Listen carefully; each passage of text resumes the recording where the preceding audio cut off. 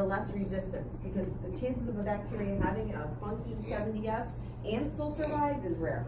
But this, it could side channel this and change the pathway, use a different enzyme, or if there's just this tiny mutation. So instead of it like being, you know, this perfect V, you have maybe a little funky change. This drug isn't going to work anymore. This is probably going to be not as great functioning, but it's still going to survive.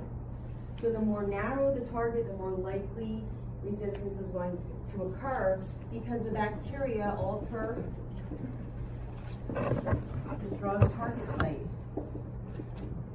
And now we have 22 at least generations of the sulfameds. So we know this is happening. Again, it sounds like a good thing in theory. Designer drugs pick and choose different little things, and then you have least amount of side effects, and it works, but the problem is there's resistance, and that doesn't hurt. Okay, so bacterial resistance mechanisms, there's a fifth that you can change the pathway, the bacteria can do that. All of them come from mutation at some point, or they share these fun things in plasmids. And you saw that salmonella can share plasmids. Normally it's just circles of sharing, and now we're finding that these rods can also share via the pili. Okay, what else? Plasma membrane inhibitor. The plasma membrane inhibitor is a fun mixin. How did that work? Did I skip over that? Or did we talk about it? It didn't work very well already. It's topical. We have this topical bacitracin, and then we also have a topical protein synthesis inhibitor, neomycin. 1, 2, 3, triple antibiotic ointment. It's also called Neosporin for the name brand. The triple antibiotic ointment has these 3 things in it. Look on the back of your triple antibiotic ointment, you'll see them. Okay, we also have a nucleic acid synthesis inhibitor, typically are broad. This is supposed to be broad. What is our nucleic acid synthesis inhibitor? It's also the anti-anthrax drug. So it gets into tissues for UTIs. Ciprofloxacin. It's also used for ear infections, eye infections, stuff like that. It's also in the glue. You know the glue that you use to seal cuts? If anyone's ever used that before. How does it feel? It hurts really bad. It's that darn Cipro in there. Oh my gosh, it hurts. You're like, it's screaming in pain. Not quite. It's not for really deep cuts, but just like, you know. But anyway, broad spectrum, you want to make sure everything dies just in case you didn't get the bacteria out of there, which definitely should. Okay? All right, so questions about chapter 12. Questions, concerns? So what would I do about this gum brain chicken scratch? How would I go about studying? I would write this down. I would write down the 5 mechanisms of action of the drugs. I'd write out the drugs underneath the mechanisms of action. I would write out the side effects of the 70S ribosome inhibitors. I'd write out the cell wall inhibitors so that you have an understanding of this, and that way you memorize it. Okay? How many open ends is there? 5. And 30 multiple choice. And 40 multiple choice. Yep. Okay, so moving on to chemicals. The chapter 11, you do not need to know mechanisms of action. The most important thing about 11 is to know if it's sterilizing, if it's disinfecting, or if it's just degerming. The other thing in chapter 11 are the vocab words. You need to know the vocab words. So if I wanted to lower the number of bacteria, what's that called? Lowering the number. That's removal from a limited area. So degerming is removal from a limited area. If I want to lower the numbers. Sanitizing. Okay, sanitation, sanitization, lowering the numbers to get below that ID50, which we'll talk about for test 3. How about I'm using a chemical treatment on a surface to kill vegetative bacteria? Disinfection. What if I'm using a chemical treatment on skin? What do I call that? Antisepsis. Okay, sometimes we interchange those two words. Removal or destruction of all forms of microbial life, including endospores. Sterilization. So if you're just using soap and water, you're degerming. You're not using an antibacterial. This is just regular soap. If you're using antibacterial soap, like the stuff at the sinks, you are using antisepsis. Okay? You're using some kind of chemical treatment. So how did the chemicals work? So first of all, we had aldehydes, halogens, peroxygens, but these are low concentration. This is low concentration. And then alcohol. So which one worked the best? Bromelain. Okay, for all three. What about next? What was the next best? Okay, iodine worked, should have. And peroxide. And alcohol? Yeah. So put that in mind when you're wiping things with hand sanitizer. The alcohol stuff. So, this is what it should be, this is what you saw, and that makes sense. Now, peroxygens, hydrogen peroxide in high enough concentrations is sterilizing, but not in the concentration that you were using. There are other chemicals that we use to sterilize. You have to use a gas chamber for this. It's a gaseous sterilant. What is it?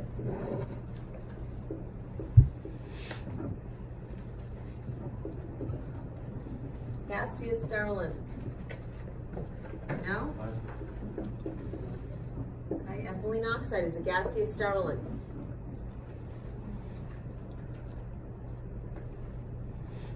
Ozone. Why would we use ozone? What would that be really effective against? What type of bacteria? The ozone? Yeah, ozone. Ozone. If they're airborne, typically they love this. So ozone. What would we use ozone for? O3. Lots of oxygen and super reactive oxygen. Most effective against which types of bacteria that would really hate oxygen? Anaerobic. So we do use ozone in deep tissue infections that are infected with anaerobic bacteria. If they're airborne and they're hanging out in the air, they're aerobic, or at least they're partially. They can at least facultative and anaerobic. Okay. We have physical methods of control too. Physical methods that are sterilizing, what are they? One of the biggest ways that we sterilize is I put everything in bags and throw them into the... Incineration. What was that? Incineration. Okay, so heat. Yes. And we don't incinerate, or somebody does, I guess, at some point, but we autoclave. So same thing, heat, radiation. Two different forms. Ionizing and non. Ionizing, non-ionizing. Okay, which one is UV light? Non. Non. And what does it do to the DNA? It mutates it, damages it. What is ionizing radiation like gamma or X-rays? What does it do to DNA of bacteria? Destroys it. Destroys it. Okay, so damages DNA, destroys DNA. Okay. Any other physical methods of control that are sterilizing? We'll talk about heat in a second. How about static, ways to stop things from growing? Freezing. What was that? Freezing. Freezing. So cold temperatures. And specifically freezing, the fridge is going to slow them down. It's not going to completely stop them. What else will stop things from growing? What other ways can we prevent bacteria from growing? If we suck all the water out of it, can that work? Desiccation. What about a chemical method to draw the water out of the bacteria?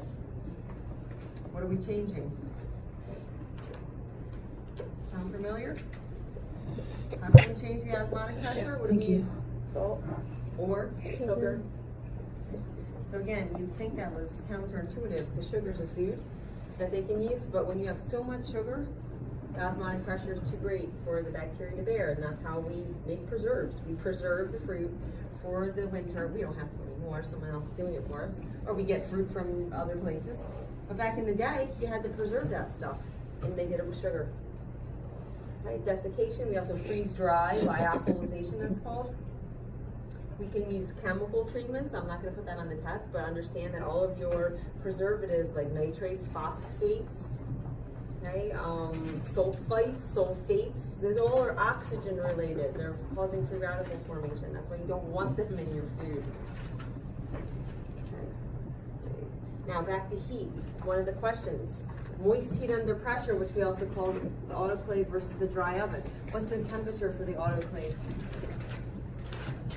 120 degrees Celsius. Remember, water boils at 100 degrees Celsius all the time. That's why you have to add pressure to drive the temperature at which water turns to steam up. And how long do you have to do this for? 20 minutes. 20 minutes. 20. No one should ever get this wrong. Now, if you're using comparable temperatures in the drive, and yes, we can use 1,000,000 degrees, but if we want comparable temperatures, because we want a product at the end, we don't want to incinerate it, what temperatures will we be using? 150 to 180. And Celsius for? 2 to 4 hours. Oh my gosh, it takes forever. Because this is a much faster, efficient way to transfer heat via the water. It's a quicker way to get heat energy into whatever it is you're trying to autoclave. Now, moist heat, pasteurization is also moist heat. There are two different types of pasteurization. The kind that you use for the regular pasteurization for your milk, then we also have ultra pasteurization. What's the difference? Ultra obviously is a high temperature, longer period of time. And what does ultra pasteurization do to the product? It's shelf stable milk. So what do you think it does? I'm sorry, what did you say? Shelving. Shelf stable milk. For years, it'll sit there. What's that? Sterilizes. Sterilizes. Okay, ultra pasteurization sterilizes. Regular pasteurization does not. Why don't we ultra pasteurize everything? I don't know. They started using ionizing radiation for school lunches in California because after they had a situation where the cow meat had E. coli super strain and killed like a bunch of kids, they actually started irradiating all of the meat. Now, what does the radiation do to the meat? How does it change it? I don't know. They use ionizing radiation. And they do have some meat still, and it has like this little happy flower, green flower. Yay, it's been ionized. Again, I don't know. I don't know what the side effect that is. No one does. But anyway. All right, so what else? Questions? Questions for me? Anything not clear? We know what the short answer questions are. Hopefully. Go on the review, study them. This is the way you know that you know short answer questions. You take a blank piece of paper, like that. Not a note card that you're like, oh yeah, I need that. Oh yeah, right. No, that doesn't work. Blank piece of paper, write out the answers to the short answer questions. If you cannot do that, you have not memorized it. Okay? Write out all of the drugs underneath it, again, without note cards. Write them out from memory, then you know it, then you memorize it. This is a straight up memorization test. If you have any questions, or go back on your quizzes, look at what you got right or wrong. Here's a question. Kid took penicillin, didn't work, but amoxicillin did work. What can you tell me about the bacteria? Okay, so again, memorizing enough about the antimicrobials, you're going to be able to answer those types of questions. Okay? All right.